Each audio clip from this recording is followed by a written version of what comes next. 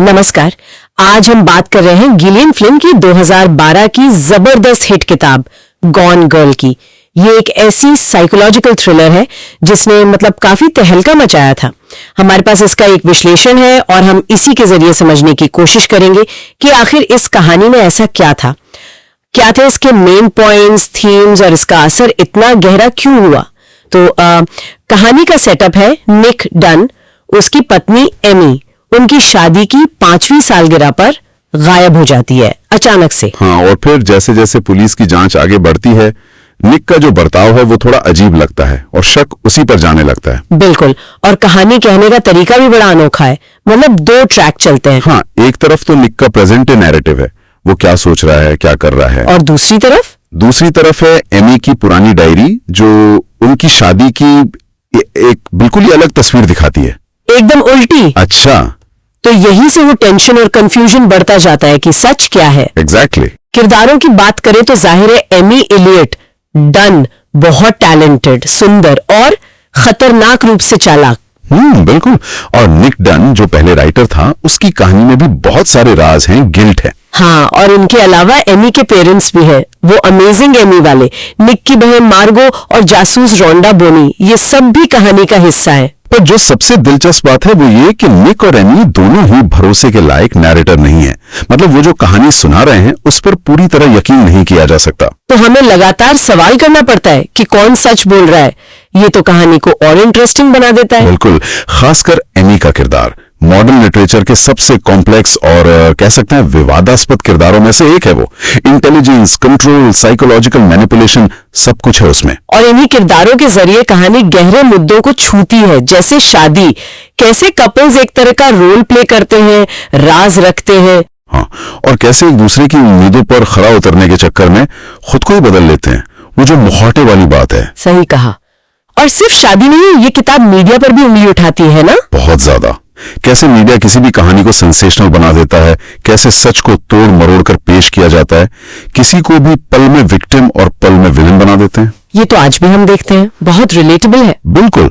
और एमी का किरदार वो ट्रेडिशनल फेमिनिन रोल्स को भी चैलेंज करता है, वो बेचारी विक्टिम नहीं है। नहीं, बिल्कुल नहीं। और ये सब जोड़ा है धोखे और सच्चाई के बड़े सवाल से।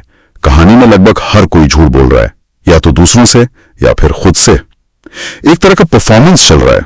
और फिल्म की लिखने की स्टाइल वो कैसी है? स्टाइल बहुत शार्प है, सार्कास्टिक है, डार्क ह्यूमर है उसमें, और एकदम सटीक। और वो जो 2 नैरेटर वाला स्ट्रक्चर है वो पढ़ने वाले को एंड तक गेस करने पर मजबूर करता है। हाँ, अंदाजा लगाते रहो कि आगे क्या होगा। और किरदारों की जो साइकोलॉजिकल स्टेट्स हैं उनका चित्रण बहुत रॉ है, कच्चा और परेशान करने वाला, जो इस जॉनर के लिए परफेक्ट है। ये जो अनरिलायबल नरेटर्स हैं, यही कहानी की सबसे बड़ी ताकत है। तो जाहिर है किताब की काफी तारीफ हुई, कहानी का स्ट्रक्चर, एमी का यादगार किरदार, रिश्तों पर कमेंट्री, लेकिन कुछ क्रिटिसिज्म भी था शायद। हाँ, कुछ लोगों को लगा कि कहानी का जो दूसरा हाफ है वो थोड़ा अविश्वसनीय सा है, या फिर किरदार इतने ज्यादा नेगेटिव है कि उनसे कनेक्ट करना मुश्किल हो जाता है। और अंत भी काफी लोगों को पसंद नहीं आया शायद। हाँ, अंत थोड़ा पोलराइजिंग है, कुछ को शॉक लगता है, कुछ को लगता है कि ये ठीक नहीं हुआ। लेकिन क्या ये जानबूझकर नहीं किया गया? किरदारों का इतना नापसंदीदा होना या वो अजीब सा अंत? लगता तो यही है, ये शायद जानबूझकर है ताकि जो किताब के मेन थीम्स हैं, धोखा, दिखावा, परफॉर्मेंस, वो और मजबूती से सामने आए। इस पर एक फिल्म भी बनी थी, काफी सक्सेसफुल, डेविड फिंचर ने डायरेक्ट की थी। हाँ, 2014 में आई थी, बेन एफ्लेक और रोजमोंड पाइक। फिल्म काफी हद तक किताब के डार्क मूड और कहानी के ट्विस्ट को कैप्चर करती है। रोजमोंड पाइक को तो ऑस्कर नॉमिनेशन भी मिला था एमी के रोल के लिए।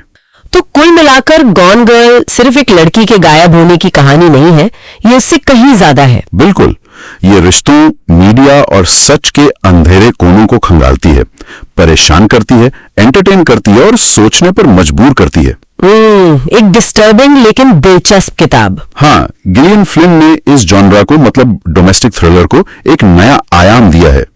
जो लोग डार्क फिक्शन या थ्रिलर पसंद करते हैं उन्हें तो ये पढ़नी ही चाहिए। और जो लोग कॉम्प्लेक्स किरदारों और थोड़ी हटके कहानियों में इंटरेस्ट रखते हैं उनके लिए भी। बिल्कुल। और ये किताब एक सवाल भी छोड़ जाती है सोचने के लिए कि हम अपनी आम जिंदगी में शायद अनजाने में ही सही कितना निक और एमी की तरह रोल प्ले करते हैं। अच्छा सवाल है। या फिर एमी के कैरेक्टर को ध्यान में रखें तो सामाजिक दबावों पर रिएक्ट करने और सीधे सीधे दूसरों को मैनिपुलेट करने के बीच वो महीन सी लाइन आखिर कहां है, ये सोचने वाली बात